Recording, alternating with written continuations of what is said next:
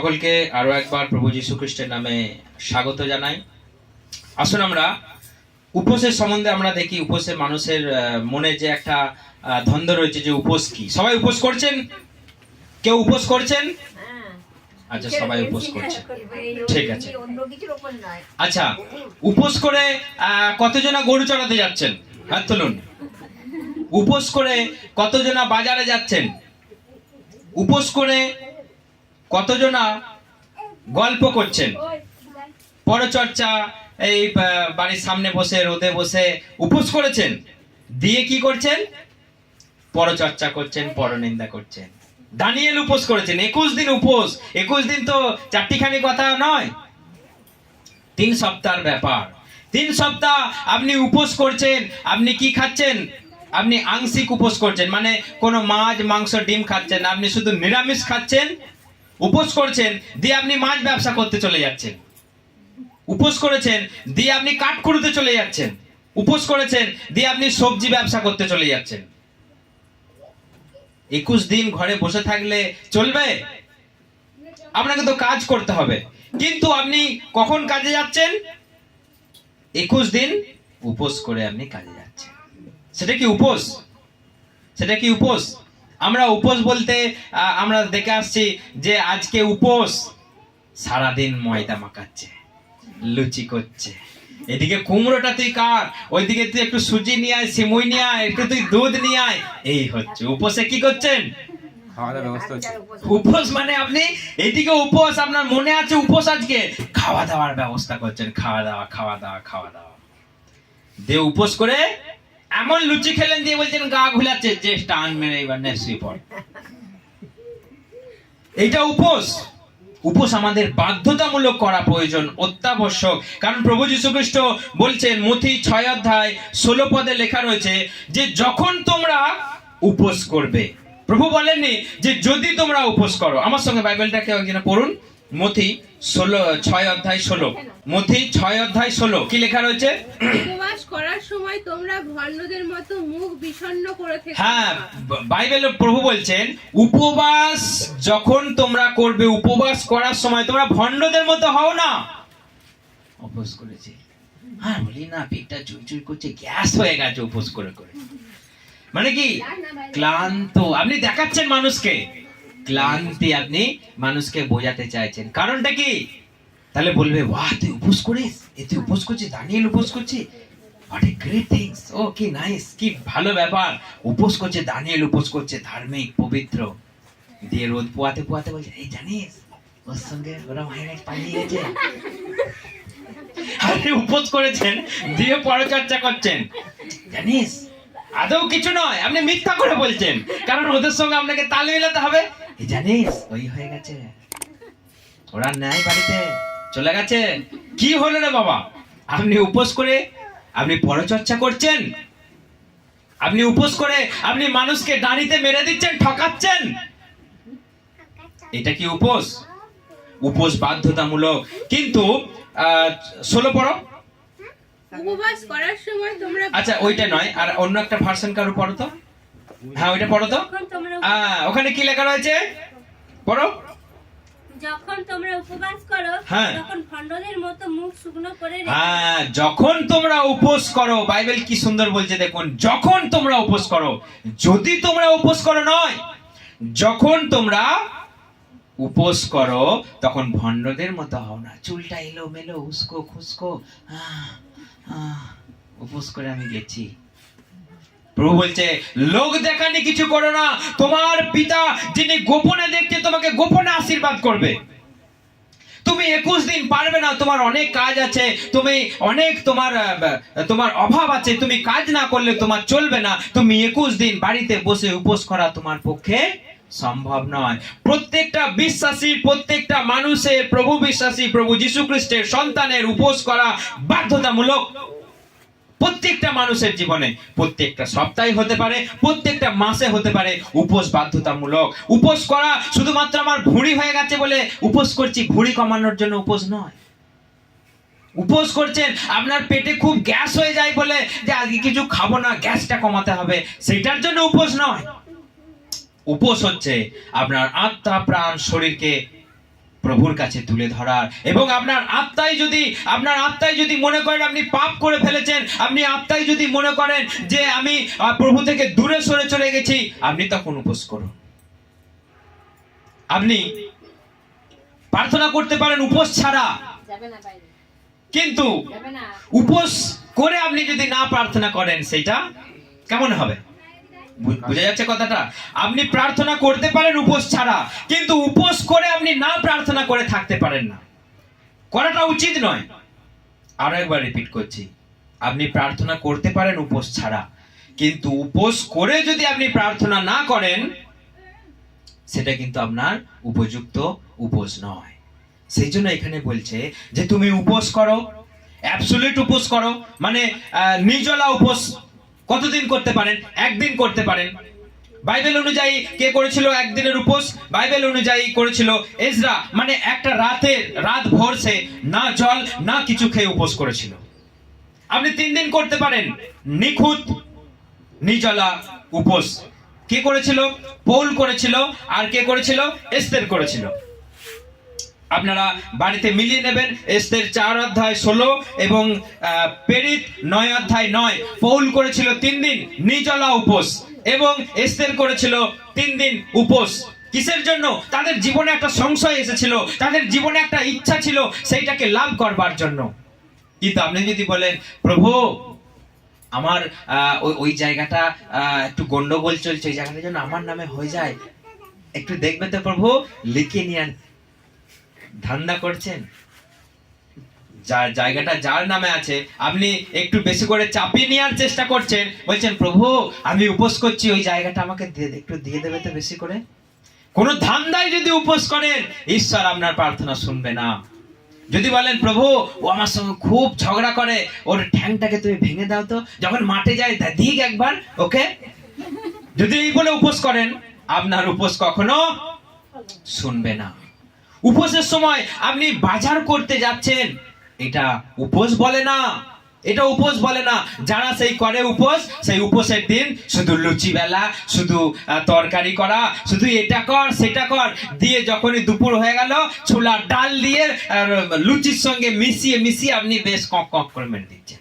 এটা উপোস? উপোসের সময় আপনার সঙ্গে বাইবেল থাকবে আর ঈশ্বর থাকবে। ভালো করে শুনে নিন, উপোসের সময় আপনার সঙ্গে বাইবেল থাকবে আর প্রার্থনা থাকবে। হালেলুয়া। আপনি দরজা বন্ধ করুন, জানলা বন্ধ করুন, ঘরের ভেতর ঢুকে যান। যদি একদিন সময় পান, যদি 6 ঘন্টা সময় পান, 6 ঘন্টায় করুন। আপনি উপোস করেছেন দিয়ে একবার ছাগলটাকে বাঁধতে চলে গেলেন।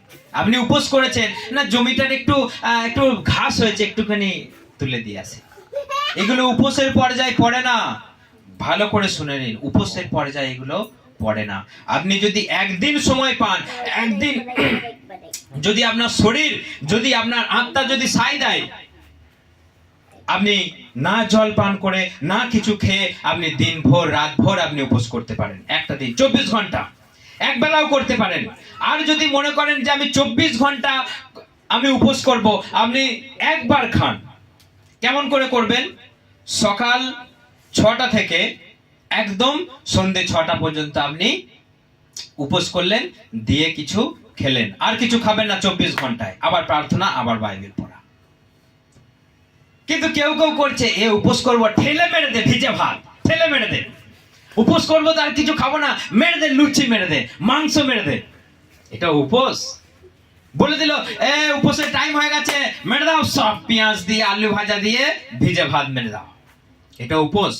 পেটটাকে উপোসের আগে টাইট করে নিচ্ছেন দিয়ে উপোস না, এটা উপোস বলে না। তাতে আপনি উপোস করলে এক বেলা করুন, 6 ঘন্টা করুন, একদিন করুন, 3 দিন করুন, উপোস যেন উপোসের মতো হয়। আপনি যদি বলেন নিখুঁত উপোস করব, নির্জলা উপোস করব, সেটাই করুন, নির্জলা উপোসই করুন। কিন্তু সেখানে আপনার সঙ্গে থাকবে কে? থাকবে বাইবেল থাকবে আর প্রার্থনা থাকবে। বাইবেল থাকবে আর প্রার্থনা থাকবে। আপনি বাইবেল পড়ছেন, আবার বাইবেল পড়তে পড়তে আবার আপনি আরাধনা করুন, আপনি প্রার্থনা করুন। সেটা 6 ঘন্টা হতে পারে, সেটা 24 ঘন্টা হতে পারে, সেটা 12 ঘন্টা হতে পারে। আপনি সেরকমই করুন। কিন্তু উপোস করে আপনি বেড়াতে যাচ্ছেন, উপোস করে আপনি গুজল্লা করছেন, উপোস করে আপনি পরচর্চা করছেন, উপোস করে মিথ্যা কথা বলছেন, উপোস করে ঠকাচ্ছেন, এটা উপোস নয়, এটা উপোস নয়। এটা ভণ্ডরা করে, এগুলো ভণ্ডরা করে, যারা ভাঁওতাবাজি তারা করে। আপনি দানিয়েল উপোস করছেন, ঠিক আছে, কিন্তু যদি আপনার কাছে সুযোগ থাকে, সময় থাকে, আপনি করুন। আপনি বলছেন আমি নিরামিষ খাচ্ছি, নিরামিষটা এমন খাচ্ছেন যে আপনার হিতে বিপরীত হয়ে যাচ্ছে। সেই জন্য দানিয়েল উপোস আপনাকে করতেই হবে, সেটা কোনো কথার মতো কথা নয়। কিন্তু উপোস আপনি সপ্তাহে একদিন করুন, কিন্তু উপোস যেদিন করবেন সেদিন সময় নিয়ে, সেদিন আপনি একাকী থেকে আপনি ঈশ্বরের সঙ্গে সময় কাটান। এইটা হচ্ছে উপোস।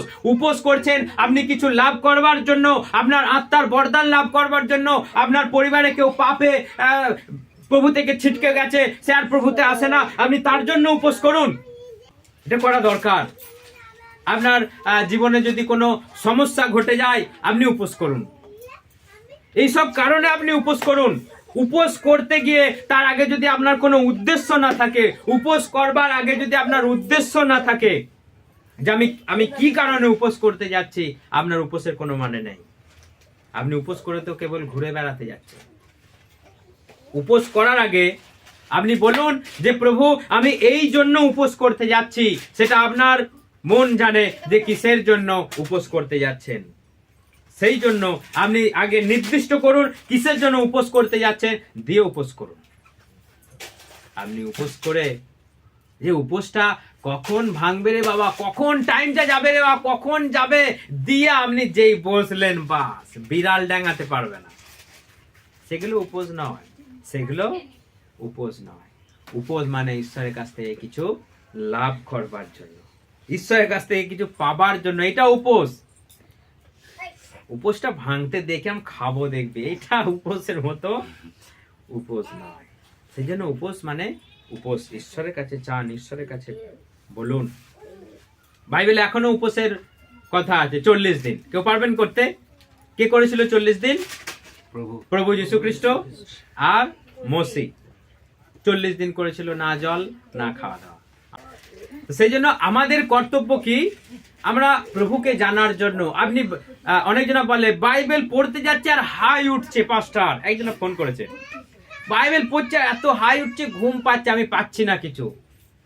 আপনি উপোস করুন, আপনি উপোস করুন যে প্রভু আমি বাইবেল পড়তে যাচ্ছি আর আমার যত ঘুম আসছে আর যত হাই উঠছে, কারণ শয়তান ভেতরে আপনাকে পড়তে দেবে না। সেজন্য উপোস করুন। আপনার পরিবারে নানা অশান্তি চলছে, সমস্যা চলছে, আপনি উপোস করুন, তবে আপনার জীবনে ঠিকঠাক উপোস হবে। এবং সেই মতো উপোস যদি আপনি না করতে পারেন, উপোস করবেন। শেষ কথা, উপোস করবার আগে আপনি আপনার শরীরটাকে বুঝে নিলেন যে যার শরীরে হাই সুগার আছে, যার শরীরে হাই প্রেসার আছে, সে কিন্তু উপোস করবেন না। যার শরীরে হাই প্রেসার আছে, যার শরীরে রোগ আছে নানা রকম, সে কিন্তু উপোস করতে যাবে না। যাকে ডেইলি ওষুধ খেতে হয়, যাকে ওষুধ ছাড়া যার চলবে না, সে কিন্তু উপোস করতে যাবেন না। কারণ ওষুধ অনেক সময় থাকে খাওয়ার আগে, খাওয়ার পরে। সেই জন্য যখন বুঝবেন যে এখন হ্যাঁ উপোস করার সময়, আপনি উপোস করুন। কিন্তু আপনার শরীরে নানা রকম রোগ আছে, আপনি ওষুধ চলছে দিয়ে বলছেন আমি উপোস করলে ভালো হয়ে যাব, হবে না। একজন উপোস করতে করতে মারা গেল। দেখুন কত বড় ঈশ্বরের বদনামটা, দেখুন একটা মানুষের ভুলের জন্য একটা ঈশ্বরের বদনাম। এক ব্যক্তি হাই সুগার আছে, হাই প্রেসার আছে, একজন 50 বছরের মহিলা, হাই সুগার হাই প্রেসার, দিয়ে তার পাস্টার বলেছে তুমি 21 দিন দানিয়েল উপোস করো, তোমার সব ভালো হয়ে যাবে। 5 দিন উপোস চলাকালীন সেই মহিলাটি মারা গেল। তার স্বামী ব্যাংকে চাকরি করত এবং তার জীবনে কোনো পরিবর্তন নাই। সে মদ খায়, সে বিড়ি খায়, সে যত রকমের নোংরা তার মধ্যে আছে। তাকে চার্চের সেক্রেটারি বানানো হয়ে গেছে, কারণ তার কাছে টাকা আছে বলে তাকে চার্চের একটা পদবি দেওয়া হয়ে গেছে, দিয়ে বলেছে তোমরা নিয়মিত চার্চে এসো। কিন্তু তার জীবনে কোনো চেঞ্জেস নেই। এবং বলেছে তোমরা দানিয়েল উপোস করো। যার জীবনে ধার্মিকতা নাই, পবিত্রতা নাই, ঈশ্বরের বাক্য নেই, তাকে আপনি উপোস করতে বলছেন প্রভুর নামে, কখনোই উপকার আসবে না। আগে প্রভুকে চিনুন, জানুন, দিয়ে বলুন প্রভু যীশু খ্রিস্ট এখন আমি তোমাকে চাই, তখন আসবে। তো সেই মানুষটাকে বলা হলো তুমি 21 দিন দানিয়েল উপোস করো। দানিয়েল উপোস করতে করতে মারা গেল। সেই লোকটা তো প্রভুর বদনামটা করছে, এখনো করছে। বলছে আমার পরিবারটা শেষ হয়ে গেল রে, আমার পরিবারটা শেষ হয়ে গেল। প্রভু কি করলো? উপোস চলাকালীন আমার স্ত্রী মারা গেল, তার পরিবারটা শেষ হয়ে গেল।